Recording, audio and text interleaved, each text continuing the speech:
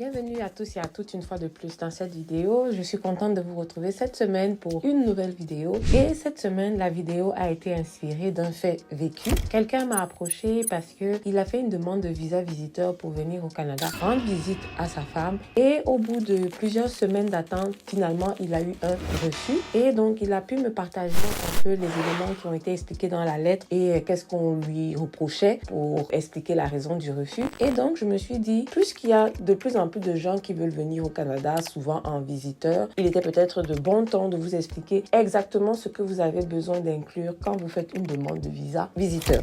Donc, sans plus tarder, on va rentrer dans les détails. Donc, si vous venez visiter un membre de la famille au Canada, ça peut être votre conjoint. Vous êtes un parent, vous venez rendre visite à un de vos enfants qui est ici, vous venez rendre visite à un fiancé. Bref, quelqu'un qui est proche de vous et cette personne-là est soit citoyen canadien, soit indien au sens de la loi des Indiens ou résident permanent. Voilà donc les documents que vous devez absolument ne pas omettre dans votre demande de visa. La première chose, c'est la lettre d'invitation. Donc, la lettre d'invitation, la personne qui vous reçoit au Canada doit vous fournir une lettre d'invitation. Donc, cette lettre-là, c'est une lettre qui est rédigée donc par la personne qui vous invite. Donc, cette lettre-là confirme le but de votre visite au Canada et elle confirme que votre visite est valide. Donc, dans les détails à inclure dans la lettre d'invitation, c'est important. Les détails qui vous concernent, vous, la personne qu'on invite, il faut votre nom complet, votre date de naissance, votre adresse et numéro de téléphone, le lien que vous avez avec la personne qui vous invite, le but du voyage, la durée de votre séjour prévu au Canada et l'endroit où la personne, donc vous, l'endroit où vous allez habiter et comment vous allez pourvoir à vos dépenses et votre date prévue de départ du Canada. Maintenant, la personne qui vous invite doit aussi inclure dans cette lettre des informations qui la concernent, à savoir son nom complet, sa date de naissance à elle, son adresse et son numéro de téléphone au Canada, le titre du poste que la personne qui vous invite occupe. Donc, si c'est une personne qui travaille, il faut que la personne dise où elle travaille, le titre de son poste, son statut au Canada si elle est citoyenne, si elle est résidente, si elle est indienne, une photocopie d'une attestation de son statut au Canada. Donc, si cette personne-là est un résident permanent, ça prend sa carte de résidence. Si cette personne-là est citoyen, ça prend soit son certificat de naissance ou son passeport canadien, etc.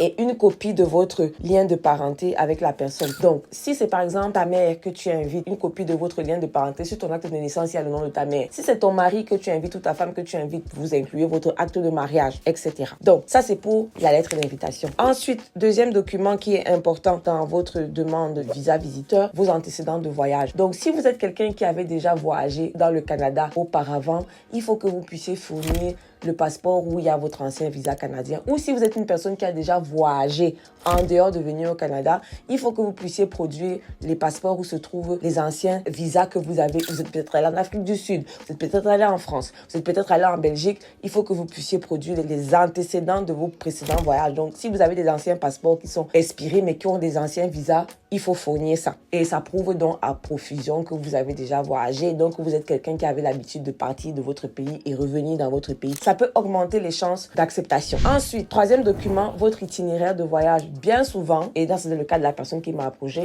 il n'a pas inclus son itinéraire de voyage. Donc, tu donnes toutes les occasions à l'agent qui va traiter ton dossier de penser que tu viens pour caler, même comme tu dis que tu viens pour visiter. Ton itinéraire de voyage, c'est des documents qui peuvent prouver que vous prévoyez entrer au Canada et que vous prévoyez ressortir du Canada. Et donc, cet itinéraire de voyage doit contenir les détails de votre voyage, c'est-à-dire le détail du vol, la réservation d'hôtel si vous en avez fait une, et etc. Donc, vous devez dire, je vais marcher comme ça. J'ai réservé un hôtel parce que je prévois aller à Vancouver et quand je reviens de Vancouver, je vais un peu aller à Montréal et mon vol retour. Parce qu'il faut mettre les détails de votre vol. Parce que souvent, vous dites, vous venez visiter, on ne sait même pas si tu as déjà réservé le billet. Il faut mettre, mon vol, c'est vol qui Yaoundé à telle heure et le vol retour, c'est important. Il faut vous mettre dans la tête de la personne qui va regarder votre dossier pour ne pas se dire, ça c'est quelqu'un qui vient caler, mais ça c'est quelqu'un qui va rentrer. Quatrième document, votre relevé de compte, c'est important. Cette personne n'a pas jugé utile d'inclure son relevé de compte à lui, alors qu'il a dit qu'il travaillait et a juste focalisé les relevés de compte de sa femme qui est au Canada. Non, c'est à vous de prouver aussi que vous avez une historique dans le pays d'où vous venez, que vous avez des attaches qui font que vous allez revenir. Donc, votre relevé de compte, ça peut aider l'IRCC justement à déterminer si vous avez suffisamment d'argent dans votre compte pour votre séjour au Canada. Et les détails qu'il regarde sont le nom et le coordonnées de la banque sur votre relevé de banque, la preuve qu'il s'agit bien de votre compte et donc votre nom et votre adresse doivent être sur les relevés. Et ils veulent au moins 6 mois mois de détails pour votre compte. Ceci inclut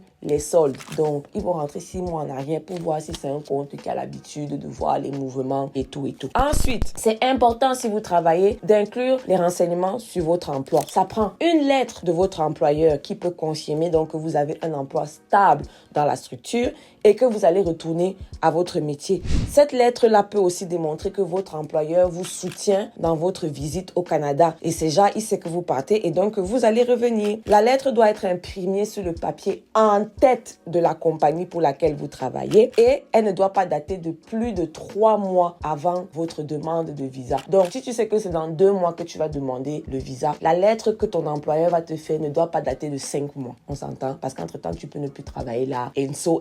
Donc, ensuite, cette lettre-là doit préciser que le poste que vous occupez, l'emploi auprès de l'employeur, le nom complet et la date de naissance de vous qui travaillez là-bas, la date du début de l'emploi dans la compagnie, le salaire que vous faites actuellement, une brève description du poste que vous occupez et la signature de l'employeur ou de votre gestionnaire, etc. Et ensuite, vous pouvez joindre dans vos documents d'identité. Votre passeport, une carte d'identité, quelque chose qui porte votre photo, votre nom et trucs. C'est vraiment important le relevé de compte et votre statut d'emploi parce que c'est ça qui va déterminer que vous avez des attaches suffisantes dans votre pays et que vous allez leur démontrer que pour cela, vous allez rentrer et vous ne venez pas caler. Comme cette personne-là n'avait inclus qu'une lettre d'emploi sans pour autant mettre ses relevés de compte qui montrent au moins des mouvements dans le compte depuis 6 mois, on s'est dit, ok, ça c'est quelqu'un qui... Pas de détails sur son voyage, pas sur son itinéraire. On dit que non, ça c'est un candidat qui, dès qu'il va arriver ici, peut-être à l'aéroport, il va demander l'asile.